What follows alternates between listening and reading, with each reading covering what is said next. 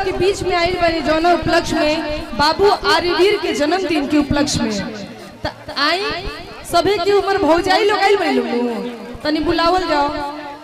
बाबू शिवांगी और आप सब लोग का सम्मान है। बाबू के जन्मोत्सव में आप लोग आगे आ जाइए दीपिका के साथ आइए। और आज हम यहाँ पे उपस्थित हैं और उसके सबसे बहुत बड़ा योगदान हमारे बहुत ही अच्छे राइटर छोटन मनीष जी का है। एक बार ताली बाज जाए के चाहिए भैया यहाँ खातिर, जोरदार ताली बाजे के चाहिए। हमारे भैया क्या बात है, इतना अच्छा लिखते हैं। इनका कुछ रचना आपको सुनाएंगे जरूर। लिखते भी हैं और दिखते भी हैं। क्या हाल है हे सुंदरी इस गूगल पे भौजी। देखिए इतनी प्यारी प्यारी हमारी यहाँ पे तीनों मात्र मान लीजिए कि मैं आपकी ननद हूँ, आप सब हमारी भौजिया हैं। हरियर को भौजी हई, सुपंखियो भौजी हई, पियर को भौजी हई, गुलाबियो भौजी, गुलाबियो भौजी खुदे कहत रे। आई देखी इल्हो लेकिन कहे के भैया हो रिकॉर्ड दे दी भैया।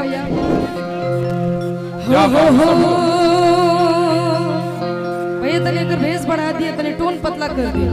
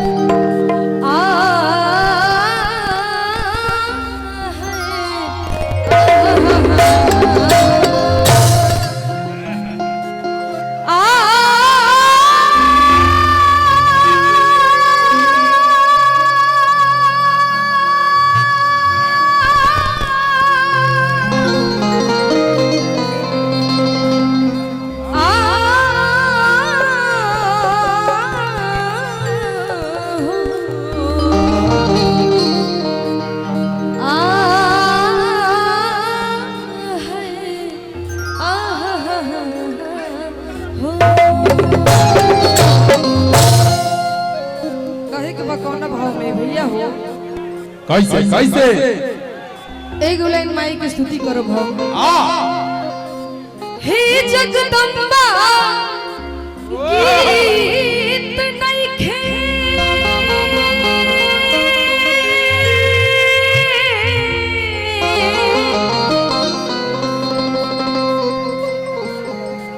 गावल मजबूरी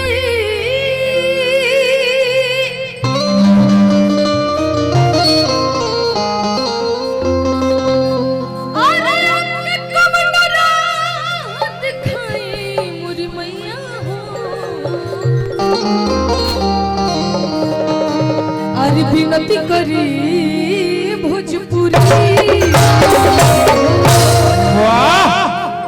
हे माई हम जानत तनी रौरा मर्जी के बिना एगो पतइयो ना हिल सकेला, तो हमनी के का बात बा कि कुछ गा ली जा कुछ बजा ली जा। और कि सुर ताल के हाल न जानी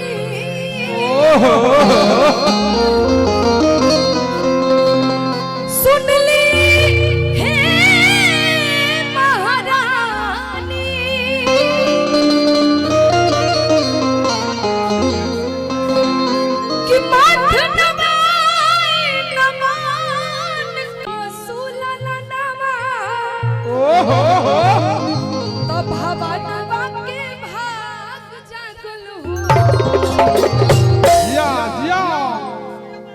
बेटा रे लइका के बाबू हतना कंजूस गिरे हतना कंजूस सही ना चली।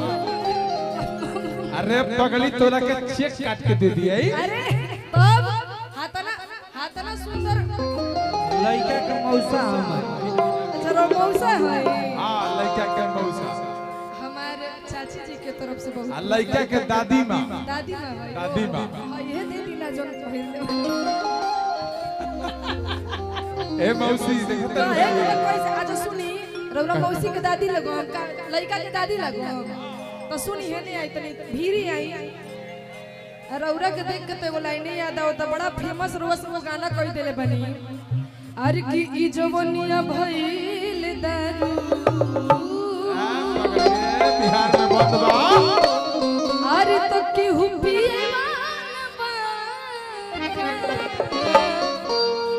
लेकिन भाव सोहर पे लागी पहले कैसे अरे तो जुग जुग जिया सुलला नामा अरे तो भावनावा के भाग जागल हो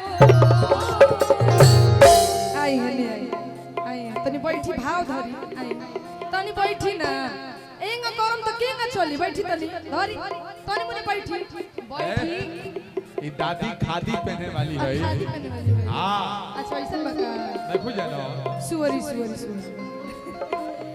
अरे तो जुग जुग जियो सुनना भावा के भाग जगल हो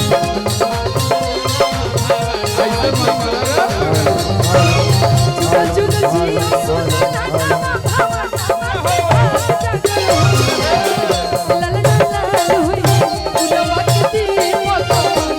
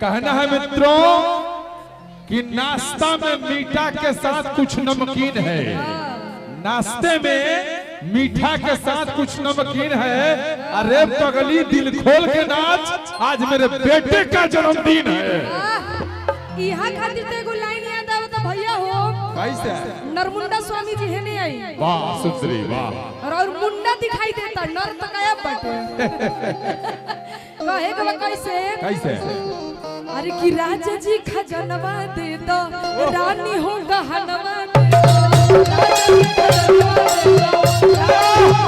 राजा जी खजनवा दे दो रानी हो गहनवा दे दो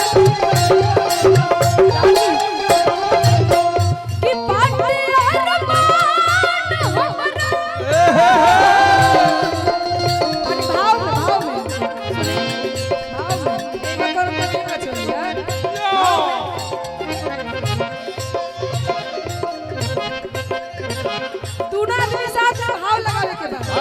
दादी हो खजाना ओझा जी के सोझा भाव लगावे के कैसे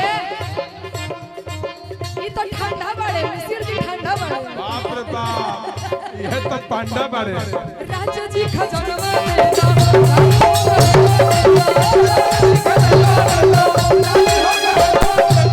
राजा जी खजनवा दी दो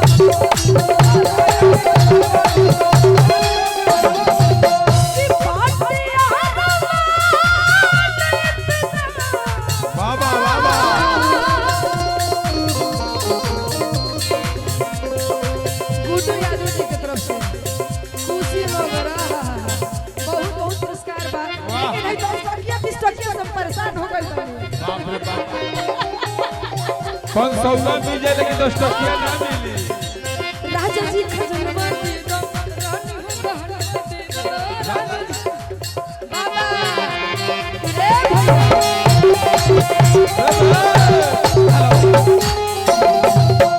ए भैया सुनो आप लोग बढ़ जाइए भैया हो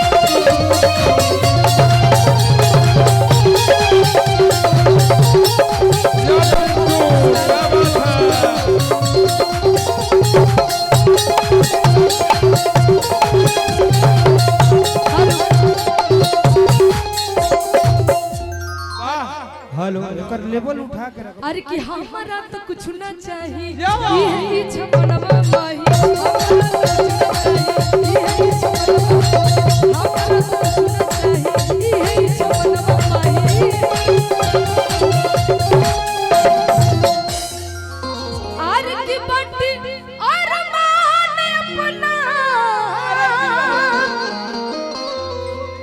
अरे तो कनवा के रनवा देदा वाह वाह कनवा के रनवा देदा रा पगली रे तो राजा जी खजनवा देदा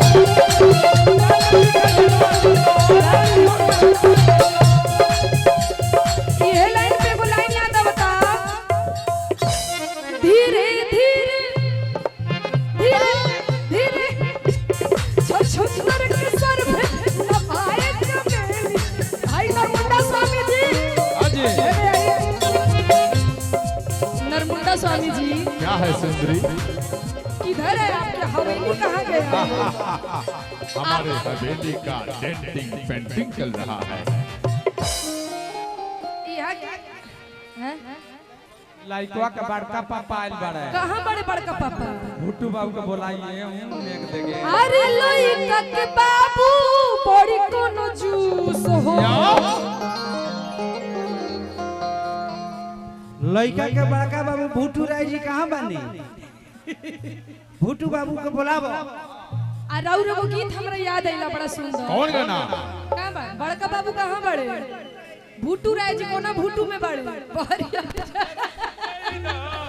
सिसिया बाबा दीपिका सलामत रहे सुने अरे लइका के बड़ बाबू बड़ी कोनो जूस हो कंजूस ना हवे वो बड़ी दिल खोल के देवे ले। डायरेक्ट एटीएम के काटे दे दी है हेलो वैसा ना आदमी पाइब रहा वैसा आदमी ना मिली है। कहाँ बड़े कोना कहाँ बड़े मतलब दिखाइए नहीं खोंदे काहे कोना धइले बनी जी तनी हेनियो आई अरे की आवे के पड़ी रौरा आवे के पड़ी कमर हिलावे के पड़ी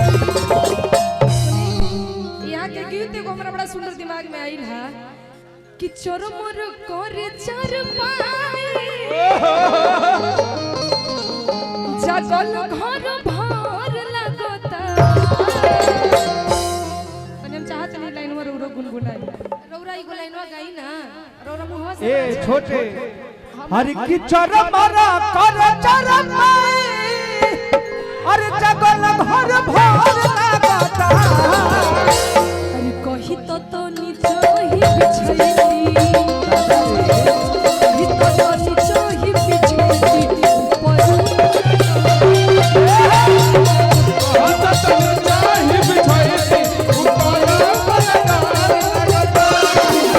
चरमर कहनी लाखों खुशा हमरे और प्यार हमरे प्रमोद भाई उसी के तरफ से बेटा चाहिए हमार पैसा ना हो बेटा के हो आशीर्वाद देवे के मौका है हमरे टूना बाबा आरो के मसीहा हवे